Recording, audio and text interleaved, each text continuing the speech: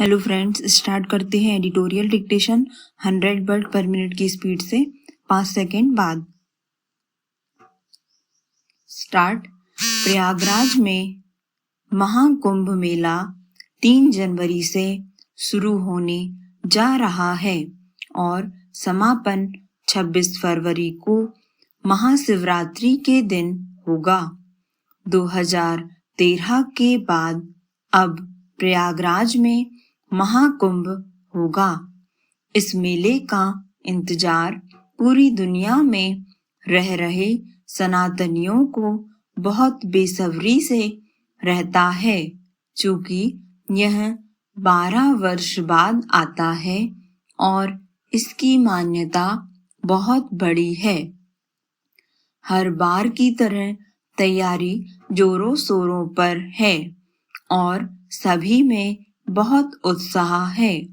करोड़ों सनातनी अपनी आस्था को लेकर यहाँ डुबकी लगाने आते हैं। कुंभ सनातन धर्म का प्रतीक माना जाता है। यहाँ लोग पापों की क्षय और पुण्य की प्राप्ति के लिए आते हैं, लेकिन उनके इकट्ठा होने का लाभ जो धर्माचार्य है वो उठाते हैं और लोगों को दिलवाते हैं। पहले तो सामवेद होते हैं और सामवेद होकर पिछले 12 वर्षों की स्थिति का आकलन करते हैं। इसमें देखना यह होता है कि पिछले कुंभ में आए थे और अब परिस्थितियां क्या है, इसकी समीक्षा होती है और कुंभ के लिए वहां से सनातनियों को संदेश मिलता है। बीते कुछ वर्षों में हिंदू अपने धर्म के प्रति बहुत जागरूक हुआ है। वैसे तो अब सभी हिंदू तीर्थ स्थलों बहुत भीड़ होती है और यदि कुंभ के विषय में आप देखेंगे तो 40 करोड़ से अधिक श्रद्धालु आ रहे हैं। पिछली बार भी लगभग 25 करोड़ श्रद्धालु आए थे। जब देश आजाद हुआ था तब 1.5 करोड़ आए थे, जबकि उस समय संचार की सुविधा भी बेहतर नहीं थी। हर बार की तरह कुंभ में भीड़ का रिकॉर्ड टूटने को तैयार है। यहाँ लोग सत्संग और दान भी करते हैं। माना जाता है कि इससे उनके पाप खत्म हो जाते हैं और दोबारा से तरोताजा होकर संसार की यात्रा में लग जाते हैं। कुंभ की उत्पत्ति समुद्र मंथन की पौराणिक कथा से जुड़ी हुई है। जब देवता और असुरों ने मिलकर समुद्र मंथन किया तब जो अमृत निकला, इस अमृत को पीने के लिए दोनों पक्षों में युद्ध हुआ, जो 12 दिनों तक चला था। यह 12 दिन पृथ्वी पर 12 वर्ष के बराबर थे।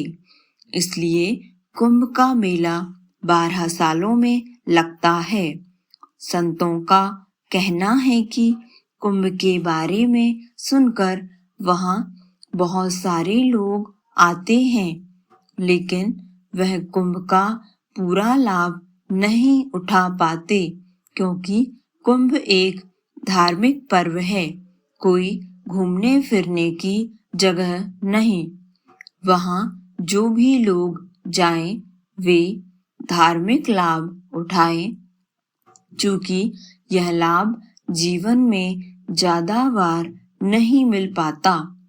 वहां जो भी आए वो धार्मिक आस्था के साथ ही आए और सात्विकता के नियमों का पालन करे। जितना उपलब्ध हो जाए उतने में निर्वाह करने की मन में भावना रखे। हम पूरी जिंदगी सारे संसारी सुख को भोगते हैं, लेकिन कुंभ में आने के बाद सुविधा का अत्यधिक प्रयोग ना करें और जितने भी दिन आप यहाँ रहें उतने एक सन्यासी के आध्यात्मिक जीवन की तरह जिएं।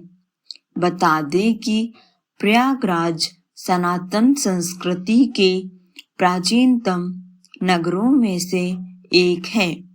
प्रयागराज की महत्ता और प्राचीनता का विवरण ऋग्वेद से लेकर पुराणों और रामायण महाभारत जैसे महाकाव्यों में मिलता है।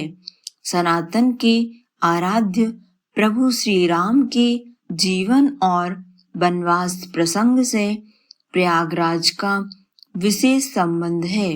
रामायण में वर्णन मिलता है कि वनवास के लिए अयोध्या से निकलकर प्रभु श्री राम प्रयागराज के श्रृंगवेरपुर धाम पहुंचे थे, जहां उन्होंने रात्रि निवास कर अपने बाल सखा निषाद राज की मदद से गंगा नदी पार की थी और वहां से भारद्वाज मुनि के आश्रम पहुंचे थे।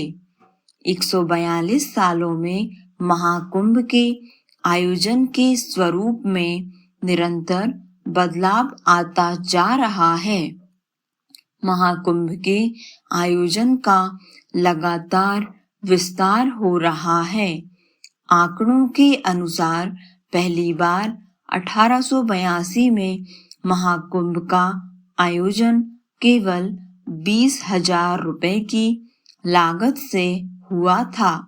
महाकुंभ मेला 2025 की तैयारियों के बीच इस महाआयोजन का बजट करीब 7500 करोड़ रुपए है। बताया जा रहा है कि दुनिया के कोने कोने से, खास से लेकर आम व्यक्ति आएगा। प्रयागराज के व्यापार मंडल के अनुसार कुंभ के दिनों में यहाँ करोड़ों रुपए का व्यापार होगा, जिसको लेकर हर छोटा बड़ा व्यापारी उत्साहित है। श्रद्धालुओं के साथ किसी प्रकार की लूटपाट ना हो, इसके लिए दिशा निर्देश भी जारी कर दिए गए हैं। चूंकि ऐसे समय पर कुछ दुकानदार चीजों को अधिक महंगा करके लोगों को लूटने का काम करते हैं। हालांकि उत्तर प्रदेश के मुख्यमंत्री योगी आदित्यनाथ हर घटना को बेहद गंभीरता से ले रहे हैं और कोई कमी ना हो उसके लिए शासन प्रशासन पूरी तरह से एक्टिव किया हुआ है। वहां जाने वाले श्रद्धालुओं को सलाह भी दी जा रही है कि बच्चों, बुजुर्गों व मानसिक रोगियों का विशेष ख्याल रखा जाए।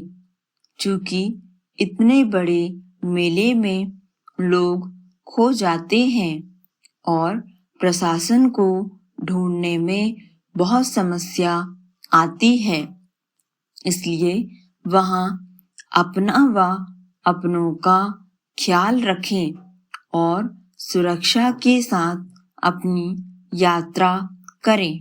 धन्यवाद।